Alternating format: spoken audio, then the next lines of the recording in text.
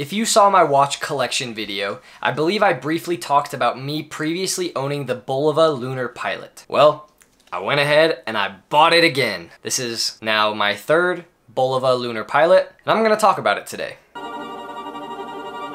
I'm sure you're wondering, Caden, why have you owned this watch 3 times now? The answer is, I don't know. I love this watch. This watch is too big. The history of this watch is cool. It's quartz and I don't wear it very much. But when I found a really good deal on this one, I just, again, could not pass it up because I am a sucker for good deals. Previously, I owned the version of the Bulova Lunar Pilot that was, I don't know if it was a tribute version. It was some kind of version that came with a police belt type leather strap and a black NATO strap that had some dates on a little fake leather tab on the strap. It is the closest version of the Lunar Pilot to the original Lunar Pilot that astronaut Dave Scott wore on his mission on Apollo 15. As my ownership continued with that watch, I wore it less and less, and I decided that I would rather have some money to fund a new watch, and so I ended up selling that watch. I found a good deal on it, so I bought it again, and then same thing, I sold it because the same reasons. And then in comes this watch. I've actually never owned this version of the watch. This is the black, complete black PVD version of the Lunar Pilot. This is unfortunately the previous Lunar Pilot case size, so I'll throw some specs up on the screen right here.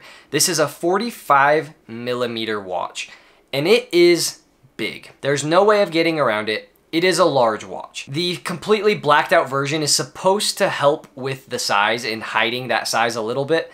And I think maybe only a fraction of that is the truth. When I wear this on my wrist, it feels like a very large watch. Almost like comedically large for my 6.5-inch wrist. But something about this watch I just really love, and I couldn't help myself from buying it again. This watch has a super accurate, high precision quartz movement, and a history to go alongside it that to me is so interesting and intriguing. This watch has kind of a raised sapphire crystal where you can see the crystal from the side of the watch just sticking out of the case. It's got a bead blasted and black DLC painted or coated case. On the back of the watch, it has a little inscription of the dates of the mission that David Scott wore this watch, or the original what this watch is based off of. And on the inside, this watch is a quartz watch, but it's a super or a high precision quartz movement. And so basically what that means is you have your standard quartz movement, which has a little circuit and a quartz oscillator that oscillates at a certain vibration per hour or a kilohertz or some number that I'm no professional about. Essentially what they did is they made a better version of that oscillates 8 times faster than that.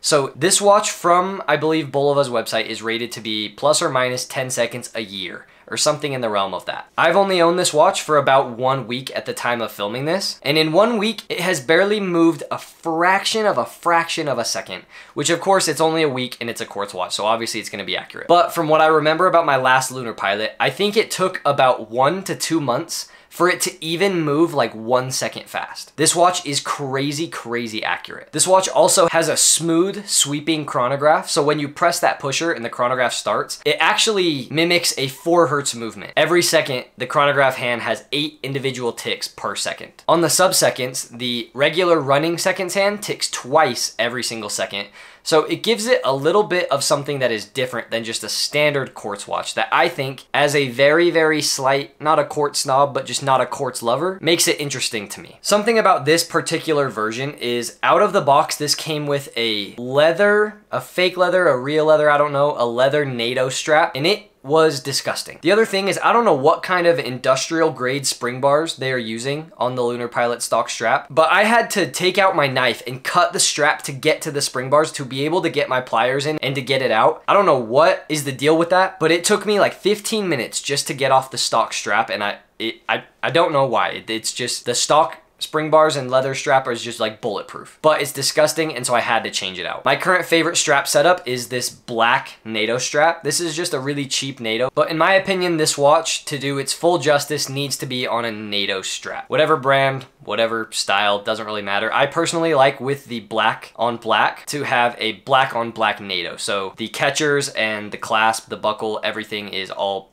black as well, so everything is black about it, and I think it looks awesome. I'm also really liking this Montreux rubber strap, this white rubber strap on it. I think it accents the hands and the indices really well, and it's extremely comfortable and very lightweight. These straps are also really cheap. So if you want to get one, I think they're 35, 40 bucks. They're definitely under 50 bucks for a quality rubber comfortable strap. You cannot go wrong. And on this watch in particular, I think it looks really good. So I mentioned in the beginning that this watch has a cool history, and I am not a good history teller, but to sum up why this watch is cool, in 1971, Apollo 15 had their mission, their whatever, to go to the moon. And aboard this mission was astronaut David Scott. He was issued 2 watches, an Omega Speedmaster, which was the NASA qualified, the NASA certified watch that all astronauts were to use. And on the side, his little side hoe watch was the Bulova Lunar Pilot prototype made by Bulova for him. When he was doing one of his moonwalks,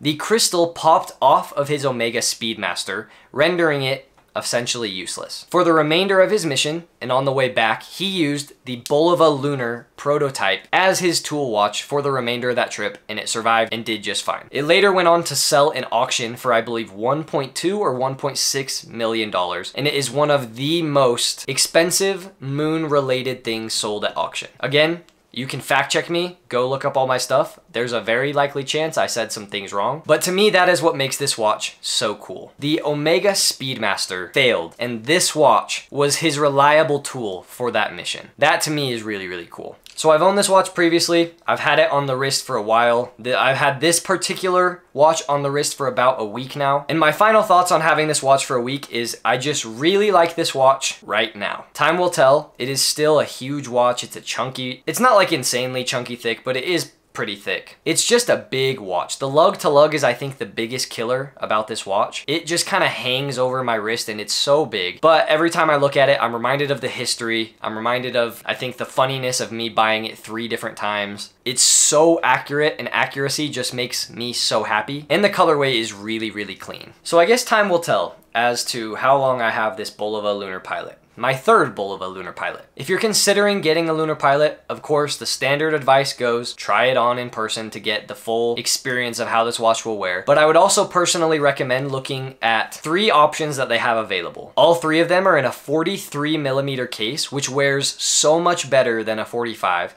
It's still big, but it does wear a lot better. My personal favorite is the new Meteorite edition. I've seen this in person a few times, and it is so cool. By far the coolest Lunar Pilot. The other ones that are good is they have a black one that has a completely polished case, and then a kind of creamy and navy blue reverse panda type colorway color that is also really, really clean and a good size. I think the Lunar Pilot is awesome, especially if you can get it at a really good price. The retail price, depending on the version, ranges from about, I think, like $400 or $500 up to like $1,500 for the Meteorite, which is not insignificant. But you can usually tend to find these on eBay, or for me, I got lucky and found this in person for a really good deal, in and around the $250 to $300 to $500 range, depending on the version. But the Lunar Pilot is cool. And that's my video.